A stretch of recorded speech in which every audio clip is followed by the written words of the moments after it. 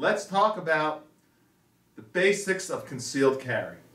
Whether you're a long-time concealed carry holder like myself, or you're new at it. Some of those of you who watch the channel have gotten your concealed license to carry your firearm because of me. And I appreciate that. I thank you. We need you out there. We're all in this together. But a lot of you are coming back at me and saying, Tom, I got the license now, but I'm a little nervous about this, that, and the other. So I'm going to try to answer a lot of those questions in this video. And if you can all chime in the comments and help each other out, we can all help each other out that way. Let's do it right now. Welcome, as always, to weaponseducation.com.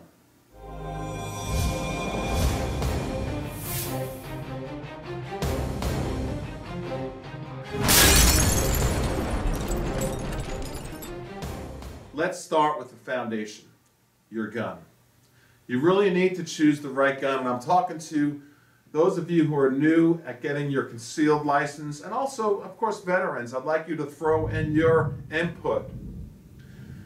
Choosing the right gun to carry is huge. You don't want something too big. This happens to be an FN 45 full-size, gorgeous gun, gorgeous. This is a SIG P238, little 380, gorgeous also. This might be more appropriate for you if you're new at carrying a gun. So if I influence you to get a concealed carry license, this is for you. What you want to do to choose your right gun, part of your foundation, is go into the range if possible and renting different calibers and models before you actually purchase that gun. Shoot the different calibers and see what feels best to you. 9mm 40 usually fits right in there for most people. Get to know your gun real well with personalized training. Pay that $35 an hour. It sounds like a lot of money, but when you think about it, if 1 hour a month for the next 6 months, you just got your license, it's going to save your life and keep you out of jail, and so you don't make a mistake like doing something silly. We'll talk about some of those things here in a moment. Get that personalized training. You want to be comfortable with your gun. See, those of you who got your license due to me, this is for you. This is for you. I want you to be comfortable with your gun. And a lot of you say, I'm going to go out and about and go into public, but I'm nervous about this, that, and the other. The main thing they're nervous about is just having a firearm on them. And it feels awkward and things like that. We're going to talk about holster systems here in a moment. But this is one tip for you, and it worked for me way back when, and that is get an empty gun, no magazine, totally safety check gun, put it in whatever holster system you choose, and carry it around your house for about a month, inside your home, or if you want to go out in public with it totally empty. At least you know that you're not going to be nervous. You have a loaded gun with you. Feel how it is. Roll around the couch at home. Do your normal life within your home. Sit at the kitchen table with a gun that's empty. Lay in bed if need be, and just live your life for a month with an unloaded gun in your holster system before you really get it all loaded up and get out in public with it. That's a good tip. I like that tip a lot. Now, while I'm on that subject, now you finally get your gun that you're comfortable with. Let's say it's a SIG P238. Should you carry it fully loaded with a round in the chamber? Yeah, I say yes. I mean, you're at a convenience store, and in a nanosecond, someone walks in, strong arm robbery. You go, wait, hold on a second. I gotta get oh, I missed. It slipped. Yeah, but you're gonna be dead by then. If you're not comfortable holding and carrying a fully loaded gun, that's what I mean, carrying a fully loaded gun, then you're not ready. You need to know the safety features of your gun. The safety features are huge. For instance, this is like a 1911, the SIG P238. Okay, we got the hammer back.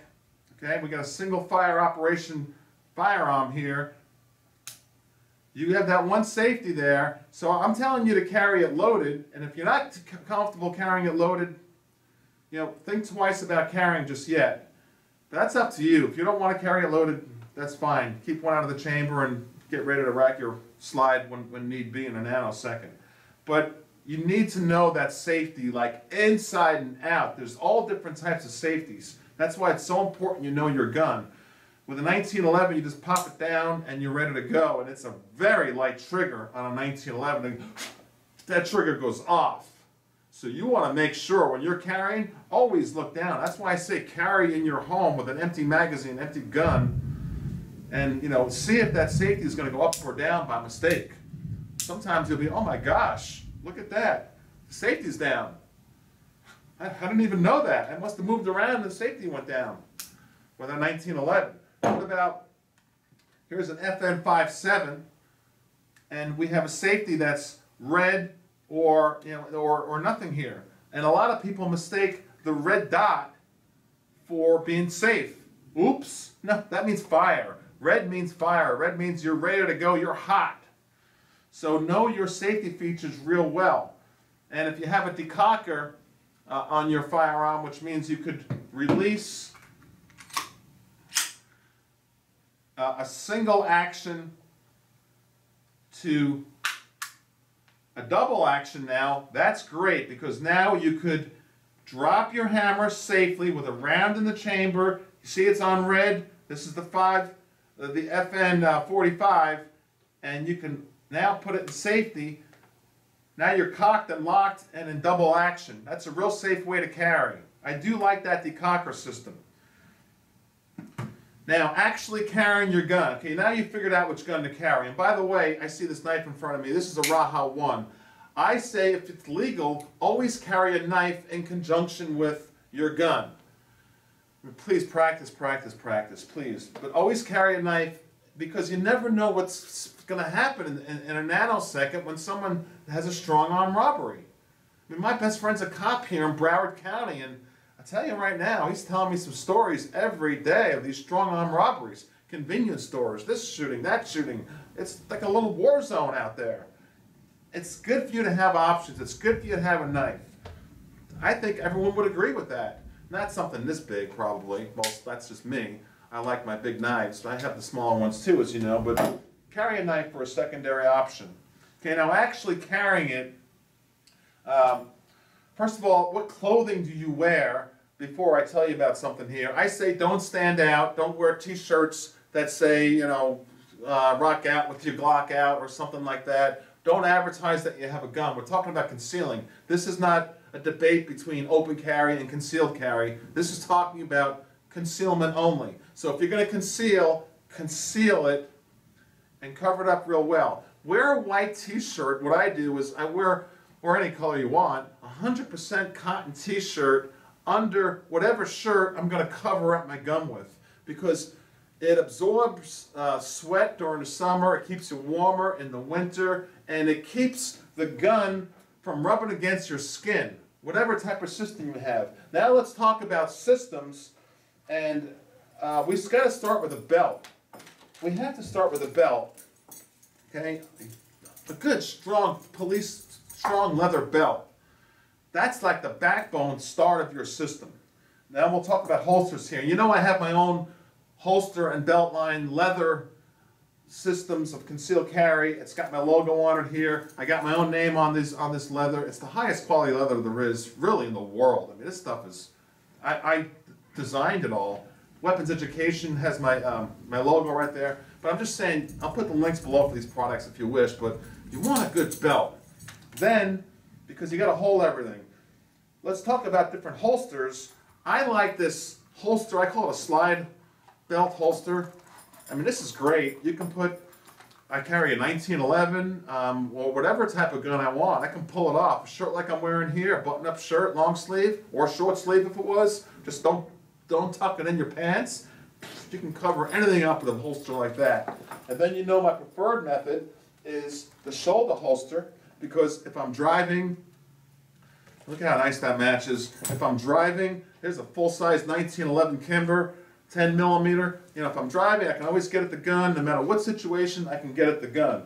So I'll put a link below to how to get the belt and how to get a shoulder holster if you want. And another great way to carry is, a lot of people like the inside the waistband. What I like about the inside the waistband, it's got this clip on it here. I wear it in my pocket.